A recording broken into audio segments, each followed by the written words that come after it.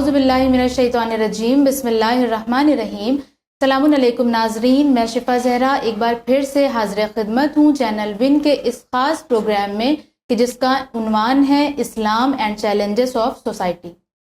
ناظرین محترم، ہمارا آج کا یہ جو پروگرام ہے یہ بہت ہی زیادہ اسپیشل ہونے والا ہے۔ کیوں؟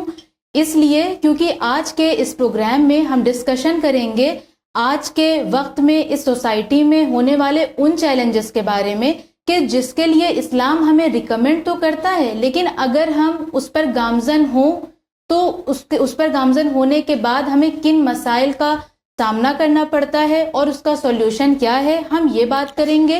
اور ایک اور بات ہم یہ کریں گے کہ جس طرح سے دین اسلام ہمیں ایک ایسی لائف سٹائل کا حکم دیتا ہے، ایک ایسی لائف سٹائل ریکمینڈ کرتا ہے کہ جس میں اخلاقیات، روحانیت، یہ تمام چیزیں انکلوڈ ہیں، یونٹی، لیکن اس کے باوجود بھی وہ چیز ہمارے درمیان نہیں ہے۔ تو اس کا راہ حل کیا ہے، اس کے چیلنجز کیا ہیں اور کس طرح سے ہم اس سے ڈیل کر سکتے ہیں۔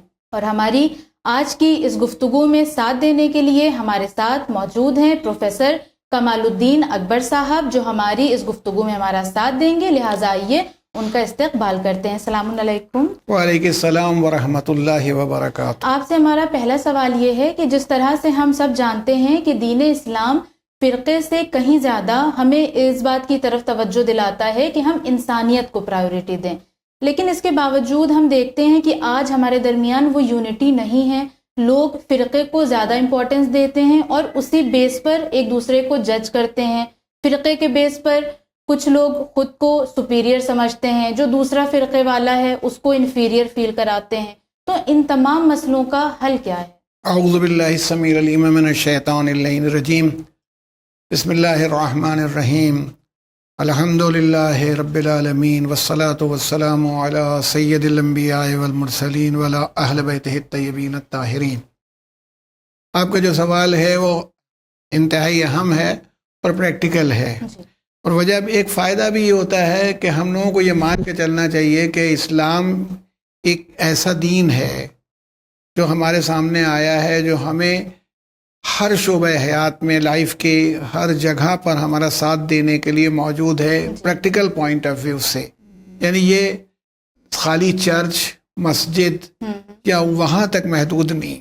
ابھی کسی نے مجھ کو دکھایا تھا اور وہ میں نے دیکھا تھا، وہ میرے پاس ہے بھی، اتفاق سے ویڈیو کلپ ہے اس کی، کہ وہ آرٹیفیشل انٹیلیجنس سے پوچھا انہوں نے اس سے کہ تب ہم کو کوئی مذہب کے ہم پابند نہیں ہیں، نہ عیسائی، یہودی، مسلمان، ہم ایتھیسٹ، کچھ بھی نہیں، لیکن آپ بتائیے ہم کون سا مذہب اڈاپٹ کریں جو ہمارے لیے ذہنی سکون کا باعث ہو، ہماری پریکٹیکل لائف کے لیے باعث ہو، ہمارا ہو سب۔ جیسے وہ آرٹیفیشل انٹیلیجنس میں سوالات پوچھے جاتے ہیں، وہ پوچھا تو جو تمام یعنی مکمل ہو اور ہر جگہ کو ہمارے کر رہا ہو فائدہ۔ تو دلچسپ بات یہ ہے، میں آپ کو دے بھی سکتا ہوں، میرے پاس موجود ہے، کہ اس میں اس نے کہا اسلام۔ یعنی اگر جو ایک پریکٹیکل پوائنٹ آف ویو سے دیکھیں، یعنی دیکھیں میں دوسرے مذاہب کے سلسلے میں کوئی ایسی بات نہیں کہہ رہا ہوں کہ جو ان کے لیے تکلیف دہ ہو، مگر مذہب جو ہوتے ہیں وہ عموماً کیا ہوتا ہے، وہ کنفائن ہوتے ہیں، وہ جو بس محدود ہوتے ہیں اسی حد تک کہ بھئی نماز چرچ گئے، صبح چرچ گئے، سنڈے کو کچھ گھنٹے رہے، اگر کوئی غلطی کی تو جا کے کنفیشن کر لیا، چلے آئے۔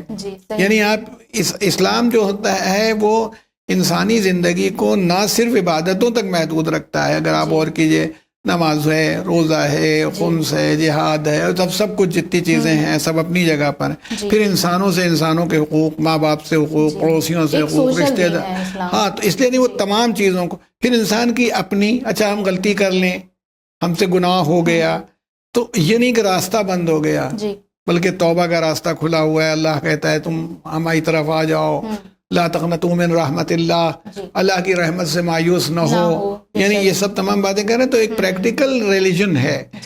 بات یہ ہوتی ہے کہ جب ہر ریلیجن کے ساتھ یہی ہوتا ہے کہ اس کو باہر والے کم خراب کرتے ہیں، جو اندر والے ہوتے ہیں وہی زیادہ خراب کرتے ہیں۔ وہ ایک تو یہ ہوتا ہے کہ وہ ہر چیز میں اپنے کو عقل کل سمجھنے لگتے ہیں۔ آپ یہ دیکھیے، دین کا مسئلہ عجیب ہے، کوئی آدمی جو ڈاکٹر نہ ہو اور اس کی اماں کے پھوڑے کا آپریشن ہونا ہو تو وہ جا کے ریزر ویزر اور بلیڈ لا کر کے کرنے نہیں لگے گا، ڈاکٹر کی تلاش کرے گا.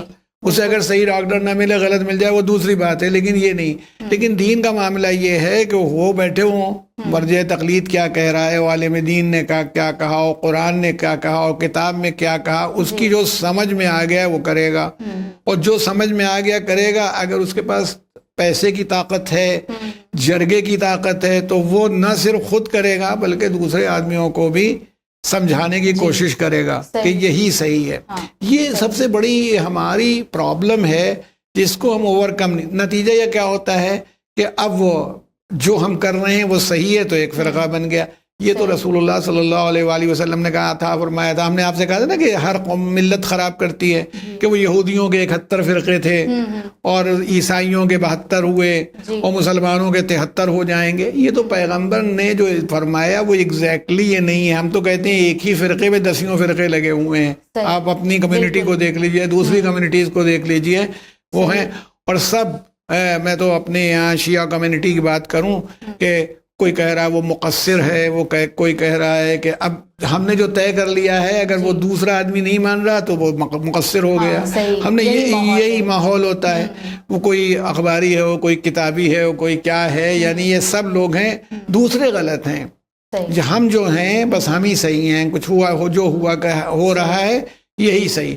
اسی نے سب سے بڑی خرابی اگر آپ غور کیجئے گا تو پیدا کی ہے. اس میں اقبال نے تو بہت یعنی یہ آج کی نہیں ہے، جب یہودیوں کے وقت میں تھی، عیسائیوں کے وقت میں تھی، مسلمانوں میں.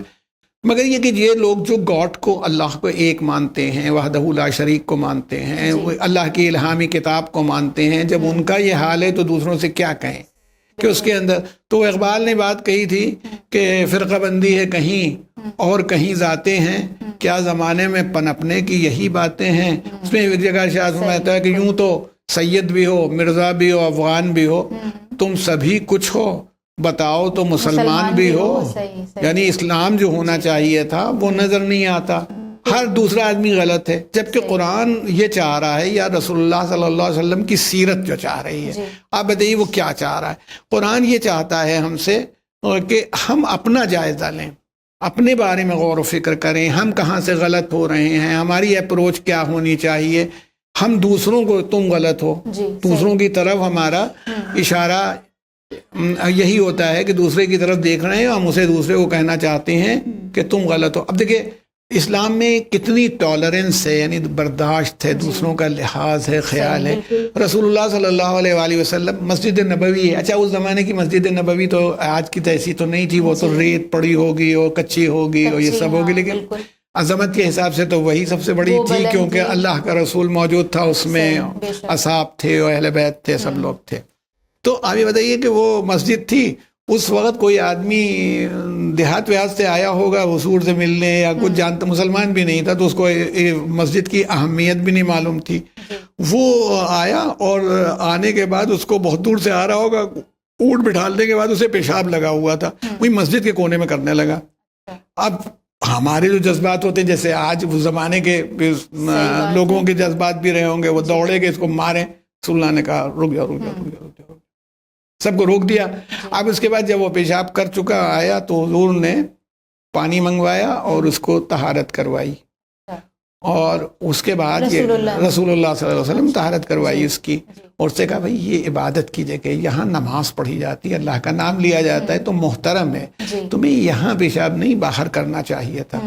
صاحب ہم سے غلطی ہو گئی، بات ختم ہو گئی. یعنی یہ دیکھیے اسی بات کے اوپر قتل عام بھی ہو سکتا تھا کہ اس کی گردن کاٹ دو. اس نے مسجد نبوی میں یہ بے ادبی کی اور بے حرمتی کی، فائدہ کیا ہوتا؟ وہ آدمی جو بعد میں یعنی وہ صحابی بھی بنا ہوگا، دین بھی اس نے ایکسیپٹ کیا. تو یہ جو فرقے ہیں بنیادی طور پر یہ سب پیدا اسی بنیاد پر ہوتے ہیں کہ جو انسان کا تکبر ہوتا ہے، وہ جو ہوتا ہے نا کہ جو ہم ہیں، جو ہم سمجھتے ہیں وہ تو کوئی سمجھتے ہی نہیں. ہر بستی سمجھتی ہے کہ آپ دیکھیں، ہمیں بڑی بعض اوقات حیرت ہوتی ہے جو ٹریول کرنے کی وجہ سے جتنے سید ہیں وہ اسی علاقے میں، باقی جگہ تو سید ہوتے ہی نہیں، سب کی ذاتیں صحیح نہیں ہیں. تو سب یہ ہے کہ دوسرے غلط ہیں، ہم صحیح ہیں. اب دیکھو رسول اللہ یہاں نہیں تھے نہ حضرت علی یہاں تھے، تم لوگ سفر کر کے آئے ہو، دوسرے لوگ بھی سفر کر کے آئے، لیکن یہ پوری خرابی اسی بات پر پیدا ہوتی ہے کہ میں کچھ ہوں، دیگر کوئی آدمی ہے ہی نہیں ہے کہ جس کو میں سب کو ہمارا سب آرڈینیٹ ہونا چاہیے، بلکہ ہماری فکر کا سب آرڈینیٹ ہونا چاہیے۔ تو اس لیے جی سب سے بڑی بات یہ ہے کہ آدمی اپنا جائزہ لے، اپنی فکر لائے، دوسرے کے ساتھ ٹالرنس پیدا کرے۔ اب یہ مسجدوں ہی کو لے لیجئے آپ، یہ مسجد ہے فلاں نہیں آئے گا، وہ مسجد ہے اس میں نہیں جائے گا، اور اچھا جو آدمی، وہ قرآن نے بھی ایک جگہ فرمایا ہے، قرآن میں اللہ نے کہ جس کو مل گیا اسی میں نحال ہے، مثلاً وہ سمجھتا ہے بس یہ اس سے بڑی تو کوئی چیز ہی نہیں۔ ادھر یہ خرابی ہم میں بھی ہے، ہماری کمیونٹی میں بھی یہ خرابی ہے کہ ہم تو بس خالص جنتی ہم لوگ ہیں، جو ہم جائیں گے ہم سے تو کوئی نہ سوال ہے نہ جواب ہے، گئے اور ٹہلتے ہوئے نکل گئے، یہ تصور پیدا ہو جاتا ہے۔ جب وہ اب فلاں شخصیت رسول اللہ صلی اللہ علیہ وآلہ وسلم شفاعت فرمائیں گے، یقیناً شفاعت فرمائیں گے، تو کیا کوئی آپ کے معاذ اللہ وہ ملازم ہے کہ شفاعت کریں گے؟ جب مناسب سمجھیں گے تو شفاعت کریں گے، نہیں مناسب سمجھیں گے ہمارا بھی اخلاق و کردار اس معیار کا ہونا چاہیے بھائی، وہ قابل شفاعت تو ہوں، ہم ایگزامینر ہیں، ہم ایگزامینر ہیں، ہمارا اچھا اسٹوڈنٹ ہے، کاپی سادھی چھوڑ کے آیا ہے، نمبر دیں، اور جب ہمارے لیے جائز نہیں ہے تو وہ ذات جو بہترین ذات ہے وہ عدل سے اتنی پرے ہو جائے معاذ اللہ کہ وہ سب کی شفاعت کر دے اور سب چلے گئے اور سب دور ہو گئے، تو اللہ چاہے گا تو وہ شفاعت کریں گے، یہ ان کی عظمت کا اظہار ہے۔ تو جو فرقے بنتے ہیں وہ سب کی بڑی خرابی ہوتی ہے کہ وہ سچ نہیں سننا چاہتے، جو انہوں نے سوچ لیا ہے، جو کہہ لیا ہے بس وہی صحیح ہے، وہی مولویوں کا بھی یہی حال ہوتا ہے، عوام کا بھی یہی حال ہوتا ہے، جب وہ صحیح ہوں تو پھر آگے بات بڑھے۔ جی صحیح۔ اچھا، بہت شکریہ آغا۔ اسی کے ساتھ میں آپ سے اپنا اگلا سوال کروں گی، چونکہ جیسے کہ اسلام اتنا بہترین مذہب ہے لیکن اس کے باوجود بھی اسلامو فوبیا نام کی ایک چیز ہے جو ایگزسٹ کرتی ہے، تو اس پر آپ تھوڑی سی روشنی ڈالیں۔ دیکھیے، اسلامو فوبیا یہ ٹرم جو تھا یہ پچھلی صدی میں ڈرائیو ہوا، اور اس کی وجہ تو بعد میں بتائیں گے۔ اچھا، فوبیا ایک بات آپ جانتی ہیں اچھی طرح سے، ہمارے سامعین بھی جانتے ہیں، یعنی ارریشنل فیئر کو کہتے ہیں کہ جب آدمی کے پاس کوئی ریزن نہیں ہے مگر ڈر رہا ہے، ہاں، یہ ایک فوبیا ہوتا ہے کہ مطلب بعض لوگوں کو اندھیرے سے ڈر لگتا ہے، بعض لوگوں کو بلندی کے اوپر پہنچ کے ڈر لگنے لگتا ہے، کوئی وجہ نہیں وہ سمجھتے ہیں۔ ہمارے بہت سے عزیز ایسے ہیں جن کو اینگزائٹی ہے، بیمار رہتے ہیں، کہتے ہیں کہ ہم جانتے ہیں غلط ہے مگر اب کیا کریں، تو یعنی وہ ویسی فوبیا ہی ہوتا ہے کہ ہم بے وجہ ڈرنے لگتے ہیں۔ بلکہ ہندوستان میں اگر اسلامو فوبیا ہے تو ہمیں حیرت ہوتی ہے کہ بھئی 15%، 16% یا زیادہ سے زیادہ 20% مسلمان 80% کے اوپر حاوی ہیں کہ سب ڈر رہے ہیں بیٹھے ہوئے۔ یہ ایک حماقتی تو ہے، یہ ارریشنل فیئر ہے، یہ ایسا ڈر یا خوف جو نہیں۔ یہ 1906 میں یہ لفظ جو تھا فرانس کی ڈکشنری میں آیا ہے، یعنی کہ اسلام سے ڈر یا خوف، یہ اسلامو فوبیا کہلایا، اور 1923 میں پھر انگلش ڈکشنری میں آیا اسلامو فوبیا۔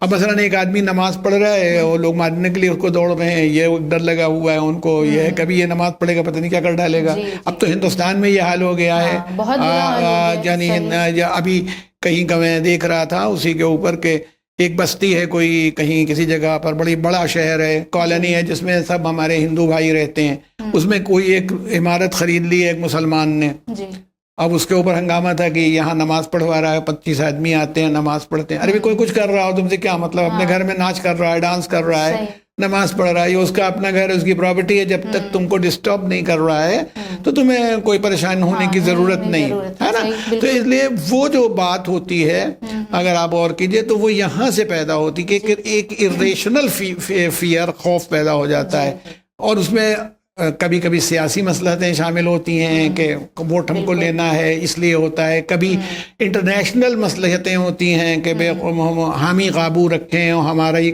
تسلط رہے، اور انٹرنیشنل لیول پر سکھایا جاتا ہے، پڑھایا جاتا ہے۔ پھر دوسری بات یہ ہوتی ہے کہ انہی کے گرگے ہوتے ہیں، کبھی وہ مولوی بن جاتے ہیں، کبھی مولانا بن جاتے ہیں، پھر وہ ہوشیار کرتے ہیں۔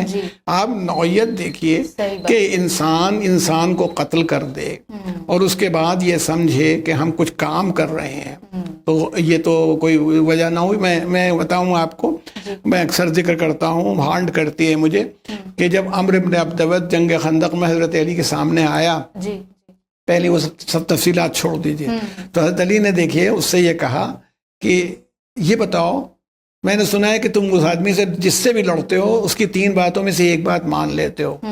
تو اس نے کہا کہ جی میں بالکل, میں ایسے ہی کرتا ہوں, بتاؤ تم کیا ہے. تو امیر المومنین نے کہا میں کہتا ہوں تم اللہ کو وحدہ لا شریک مان لو اور محمد مصطفیٰ صلی اللہ علیہ وآلہ وسلم کو ان کا رسول مان لو. تو اس نے کہا بھئی یہ تو نہیں ہوگا, میں تو لڑنے کے لیے آیا ہوں, میں تو یہ مانتا تو میں آتا ہی کیوں. تو امیر المومنین نے کہا کہ اچھا تو پھر تم واپس چلے جاؤ. اب دیکھیے وہ کلمہ نہیں پڑھ رہا ہے, مسلمان نہیں ہو رہا ہے, مگر واپس جانے کے لیے کہہ رہے کہ تم واپس نکل جاؤ. تو اس نے کہا کہ بھائی یہ تو عرب کی عورتیں میرے اوپر ہنسیں گی کہ وہ لڑنے کے گیا تھا واپس آئے. تو پھر امیر المومنین سمجھ گئے, بھی کہا اچھا نیچے اتر آؤ. برابر سے ہم آپ گئے تھے تلوار لے کے, گھوڑے پر بھی نہیں تھے, گھوڑے سے نیچے اترا, جنگ ہوئی. جب اس کے اوپر حاوی ہو گئے تو بھی اس نے اپنا جو تھوک ووک جمع کیا تھا, لعاب دہن جسے ہم کہیں, وہ تو ہم لوگ امیر المومنین کی وجہ سے اس کو بہت کافی ہلکا کرتے ہیں, ورنہ اصلاً تو اس نے منہ میں تھوک جمع کر کے پھینک دیا تھا آپ کی طرف. تو امیر المومنین کو غصہ آ گیا, حضرت علی ٹہلنے لگے. اس کو خود حیرت ہوئی کہ یہ کیا ہوا. آپ نے کہا میں تجھے اللہ کے لیے قتل کرنے آیا تھا کہ تو کہ اللہ کے دین کے اوپر حملہ آور تھا. اب مجھے غصہ آ گیا ہے, اور میں چونکہ مجھے غصہ آ گیا ہے تو اس لیے میں تجھے قتل نہیں کر سکتا ہوں جب تک وہ غصہ ختم نہ ہو جائے. پھر آپ نے اس پر جب کامیابی بھی حاصل کر لی تو آپ نے ایک عجب سٹینڈرڈ اسٹیبلش کیا. جیتنے والے کا اس انٹرنیشنل لا کے حساب سے اس کے ہتھیار, اس کی زرہ, ہر چیز پر حق ہوتا ہے, اور وہ اچھی خاطر قیمتی چیز ہے. بھئی امیر المومنین کی اپنی زرہ جناب فاطمہ کی شادی کے موقع پر 500 درہم میں بکی تھی, اور 500 درہم جو تھی ہم لوگوں نے جو آپ نے مہر قرار دیا تھا وہ آج تقریباً 1 لاکھ روپے کے اوپر ہے. یہ اتنی بڑی چیز پڑی ہوئی تھی, اس کی تلوار تھی, اس کی ڈھال تھی, مگر آپ کچھ لے کے نہیں آئے. یہاں تک کہ جب اس کی بہن آئی تو اس نے کہا کہ بھائی تمہارا قاتل جو ہے بہت کریم شخص ہے, بہت بزرگ شخص ہے, جس نے یہ تمہاری لاش کی بے حرمتی نہیں کی. اگر کوئی اور ہوتا تو میں تمہیں تمام عمر روتی. تو اس کا مطلب یہ چیز ہے کہ اسٹینڈرڈ ہمارے پاس یہ ہے کہ اپنے جذبات نہ, یہاں ایک اپنی مسجد والا دوسرے آدمی کو نماز نہیں پڑھنے دے رہا, دوسرے کو آنے نہیں دے رہا ہے, دوسرے کو ستا رہا ہے. تو ابھی تو ہم خود ہی مسلمان نہیں ہوئے, دوسروں کو مسلمان بنا رہے ہیں. تو کچھ اسلامو فوبیا انہوں نے ڈیولپ کیا, یہ ہو گیا. اور کچھ یہ ہوتا ہے کہ پھر اس کا to every action there is an equal but opposite reaction. ہر ایکشن کے لیے اپوزٹ ری ایکشن ہوتا ہے. تو پھر یہ اچھا موقع ملا کہ انہوں نے ایکسپلائٹ کرنا شروع کیا کہ تمہارا کام یہ ہے اور اس سے تمہیں یہ فائدہ ہوگا اور جنت جاؤ گے اور یہ جاؤ گے. تو یہی سب ہونے لگتا ہے. علم کی کمی ہے, تعلیم کا وجود نہیں ہے. تو جب ان معاملات میں آپ پہنچتے ہیں تو آپ کو معلوم ہو جاتا ہے کہ اس کا یہ جو جنگی جنون ہے اس سے کوئی دین نہیں پھیل سکتا. اسلام جنگ سے نہیں پھیلا ہے. اور جب آپ غور کیجئے, مختصراً کہوں, خرابی یہی پیدا ہوئی. اللہ کے رسول حضرت محمد مصطفیٰ صلی اللہ علیہ وآلہ وسلم کے بعد ایک زمانہ ایسا آیا جہاں طاقت کے اوپر سارا زور ہو گیا کہ کس کا اقتدار ہے وہی خلیفہ ہو گیا. اس کے بعد اس نے فوجیں بنائیں. اب وہ بھائی لڑنے کے لیے گئے, وہ آدمی کہہ رہے ہیں, وہ لوگ قبیلہ کہہ رہا ہے کہ بھائی کیوں تم لڑنے آؤ. کہا ہم کچھ نہیں جانتے, یا جزیہ دو یعنی ٹیکس ادا کرو اور کافر کی حیثیت سے رہو, یا اسلام قبول کر لو, نہیں تو پہ گردن کاٹ دیں گے اگر دونوں میں سے کوئی کام نہیں کرو گے. یہ کوئی دلیل نہیں ہے. اگر اللہ تعالیٰ کو یہی مقصود ہوتا تو ہماری تلوار کی بھی ضرورت نہیں تھی, بندوق کی بھی ضرورت نہیں تھی. پروردگار عالم کا تو اشارہ ہی کافی ہوتا. انسانوں کو اس نے دین پر اور صحیح راستے پر لانے کے لیے انہیں فری وہ چوائس دے رکھی ہے کہ وہ اپنے آپ قبول کریں. رسول اللہ صلی اللہ علیہ وآلہ وسلم نے ڈنڈے مار کے نہیں قبول کروایا ہے, بلکہ اپنے اخلاق و کردار سے. تو اسلام و فوبیا جو وہ کہہ رہے ہیں وہ غلط ہے, مگر جو ہم ری ایکشن دے رہے ہیں یہ بھی غلط ہے. ہونا یہ چاہیے کہ ہم ایسے کیریکٹر اور کردار کا مظاہرہ کریں جس کی وجہ سے دوسرے لوگ متاثر ہوں کہ یہ بااخلاق ہوتے ہیں، نیک ہوتے ہیں، اچھے ہوتے ہیں، دوسروں کی مدد کرتے ہیں. ورنہ دیکھیں اسلامو فوبیا کی ابھی ریسنٹ قسم آئی ہے مدھیہ پردیش میں، ہم نے پڑھا ہو، آپ نے ضرور دیکھا ہوگا. ایک ہندو عورت بیمار تھی، اس کو بلڈ چڑھنا تھا، بلڈ ڈونیشن ہونا تھا، بلڈ چڑھنا تھا. تو وہ جو ہندو لڑکا تھا اپنی اماں کے لیے، اس کا مسلمان دوست تھا، اس کو لایا ہے. وہ ہے، آپ کو یوٹیوب پر مل جائے گا کہ اس کا بلڈ لے لیجئے. بلڈ گروپ سیم تھا اس کا، اسی لیے ڈھونڈ کے لایا. وہ تیار بھی تھا. تو اس نے ڈاکٹر کہہ رہا ہے کہ نہیں، ایک ہندو کو مسلمان کا بلڈ نہیں چڑھایا جا سکتا. اب دیکھیں پاگل پنا جب آتا ہے، جس قوم میں بھی آ جائے، چاہے مسلمانوں میں آ جائے، چاہے ہندوؤں میں آ جائے، چاہے عیسائیوں میں آ جائے، جس قوم میں بھی آ جائے گا، اس کا نتیجہ یہی نکلے گا. کوئی سوچ سکتا ہے کہ خون اب تک ڈونیشن ہوتے ہی ہیں، بلڈ ڈونیٹ کیا جاتا ہے، زندگی بچائی جاتی ہے. وہ لایا ہے، آپ سے مطلب نہیں، مگر نہیں مسلمان. اچھا یہ بھی نہیں کہ مسلمان کو خون دینا ہے، مسلمان کا خون ہندو عورت کے نہیں چڑھایا جا سکتا. تو یہ جو نوعیت پیدا ہو جاتی ہے نا، یہ پورے یعنی ہیومن بینگ کی پوری سوسائٹی کو برباد کر دیتی ہے نا. تو انشاءاللہ پھر کبھی آپ سے ذکر کریں گے اور اس کی تفصیلات اور بھی جو ہیں. جی انشاءاللہ. بہت بہت شکریہ آغا، آپ نے بہت اچھے سے ایکسپلین کیا. اور ناظرین محترم، آج کے اس ایپیسوڈ میں ہم نے 2 سوالات کے جوابات پر فوکس کیا، جس میں ہم نے اس بارے میں جانا کہ اسلاموفوبیا کا اصل وجہ کیا ہے، کیوں اسلاموفوبیا وجود رکھتا ہے، اور اس کا راہ حل بھی آغا نے بتایا کہ جب ہم اپنے اندر سے انا، تکبر نکال دیں گے، اپنے اندر صحیح تعلیمات کو لے کر آئیں گے، تو ظاہر سی بات ہے ہم آٹومیٹک پھر ایک حقیقی مسلمان بنیں گے، اور ایک حقیقی مسلمان بن کر ہی اسلام کی تبلیغ کیا جا سکتا ہے. آپ سے ملاقات ہوگی ہمارے نیکسٹ ایپیسوڈ میں. تب تک بنے رہیں چینل ون کے ساتھ. والسلام علیکم ورحمۃ اللہ وبرکاتہ.